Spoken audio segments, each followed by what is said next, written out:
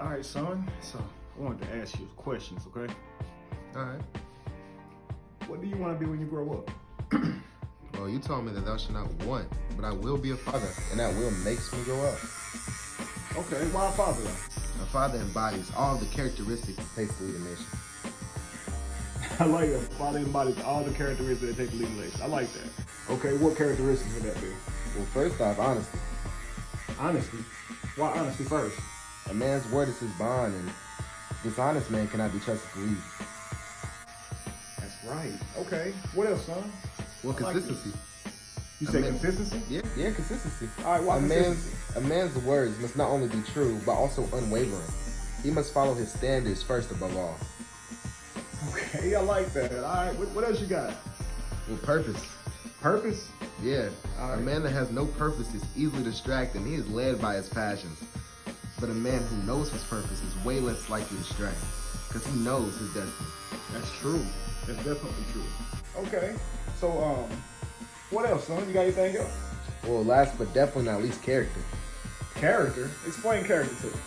Well, a father is the master of his character or man frame, and that means his distinctive mental and moral qualities throughout his journey. He knows that all the obstacles are just there to refine his character, and he would never sacrifice his character to avoid the challenge. He's immovable and is focused on inner development, not outer appearance. That's deep. Okay. So when does it begin? When does a child begin his mission to becoming a father? The journey to claiming his crown begins when he draws his first breath, honestly. Training is in session from the moment he lays eyes on his own father. This bond will be the forge that will sharpen the son until he becomes the father, leading a legacy into new heights, biologically, spiritually, mentally, and economically. Man, that's powerful right there. That's deep. Yeah. All right, okay, good then. I know you got this mapped out then. You ready then. Somewhat, a little bit, I'm trying. I love that, man. That's powerful, man.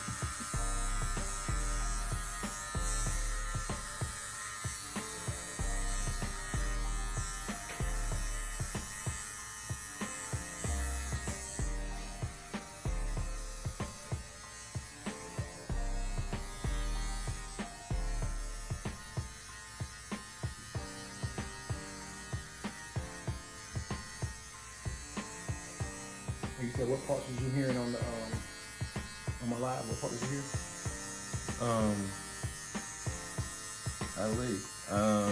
Let me think for a second.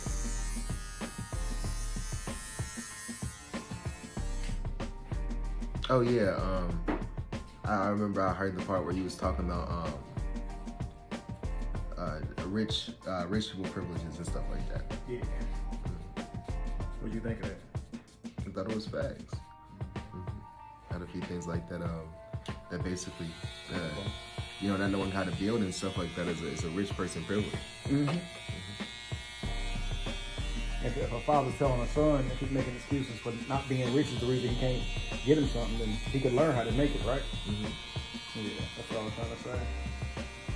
I want people to see that because they use poverty as an excuse to not create, And really, you should be more skilled than any rich man because yes, he can pay for things, but it costs him. It costs him in skills. You see what I'm saying? Like, so he can speed up time for himself, but he doesn't actually get to have the skill though. So money, it's useful, but you have to understand what it does is it can be crippling too. You see what I'm saying? While it can give you everything you need, if there ever comes a time where you run out of money, you will learn that you actually cannot take care of yourself. You see what I'm saying? Like a man who got money, like say with y'all, I always cut y'all hair because that helped me save money.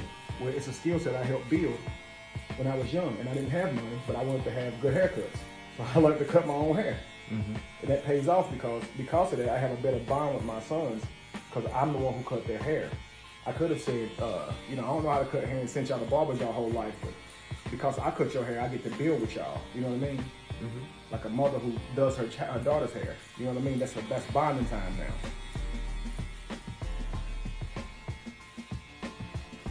And she gets to learn hair better. If she don't know how to really work with hair, she practice on her daughter's hair, she become more familiar with it. You feel me? That's why I was telling men, like, if you don't have money, you should be an expert barber by the time you're a grown man, because you done cut your hair a bunch of times if you ain't got nobody else to cut it, you know? And you done messed up. You done screwed up. You know what I'm saying? You done jacked yourself up. So now you've learned how to not mess yourself up, you feel me? And I be feeling like a man before he should go out wolfing and looking bad. He should have practiced on his own head before his hair be all matted and looking stupid. He a grown man. You know what I mean? Like, you can't expect women to really want to deal with you if you look like that. You know?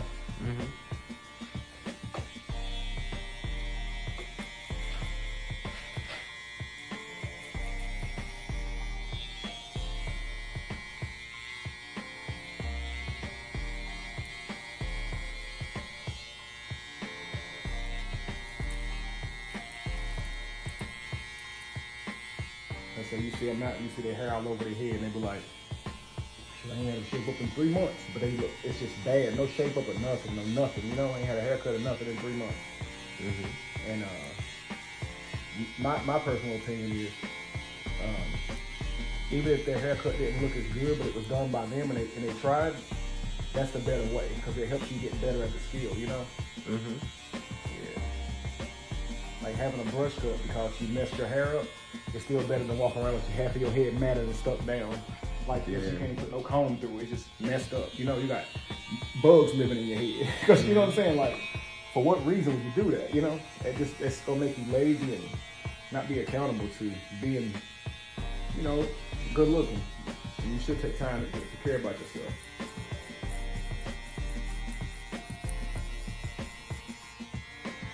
But even in this world, remember I told you how we insult positive characteristics. Men will tell another man if he's doing that and he is trying to be seen or he's being pretty. It's like right there alone with if you take the time to speak your words properly and express yourself with eloquence, they'll say you trying to talk white. You know, almost every reason to sound dumb just so they'll like you, so you'll be accepted by them. You gotta sound like and talk a certain way, look a certain way, and everything. And it's really just jealousy. You know what I mean? Someone who really isn't smart and the words they can't understand that you're using, they'll project onto you that you're trying to sound smart when really you're just talking how you talk. You understand the words you use. They're having a tough time with the words you're using. So they paint you with their inadequacies. You see what I'm saying? I have people do that to me. Why do you keep using big words? The words I'm using are not actually that big of a word, sir. You just don't understand them. And you're really admitting that you're ignorant. You see what I'm saying? Because only a dummy would complain about somebody using words that he don't understand. Straight up, honestly. Like you just trying to talk over me. No, and you wouldn't think that way if you take some time to learn something. You know what I'm saying? You wouldn't feel so insecure about what a man's saying to you, like somebody trying to play on your ignorance. Because you understand me clearly, you know? That's how old dudes do. He'll accuse me of something that never happened. And before I can even open my mouth to explain it, he'll say, man, here you go trying to manipulate me with your big words. Like, bruh. No, I'm trying to explain to you how crazy you are. You know what I mean?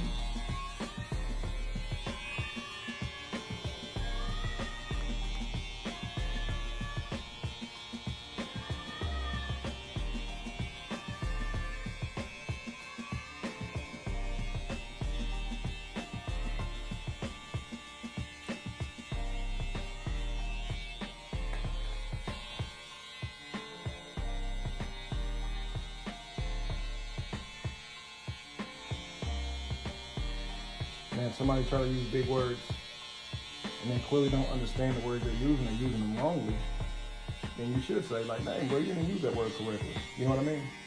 But if a person is taking the time to learn and they know they're using their words correctly, that's not something to shun, that's something to be proud of, right? You wouldn't be mad at your son for being a genius, but you'll criticize your best friend if he's a genius. You see what I'm saying?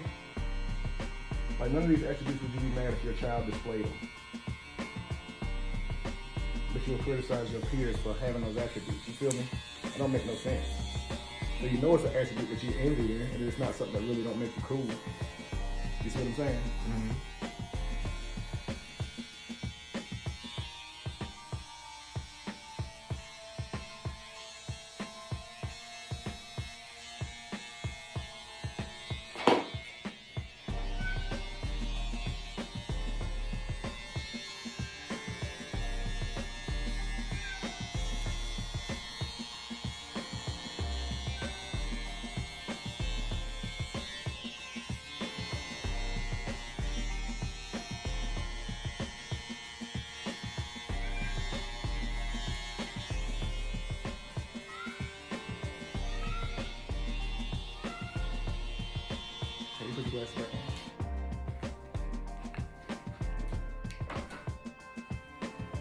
You see,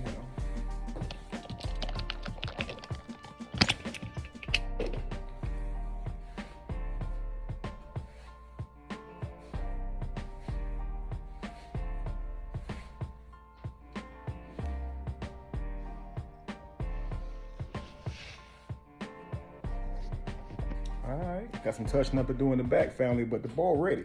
All right, we'll show y'all some pictures after it's done. All right, peace.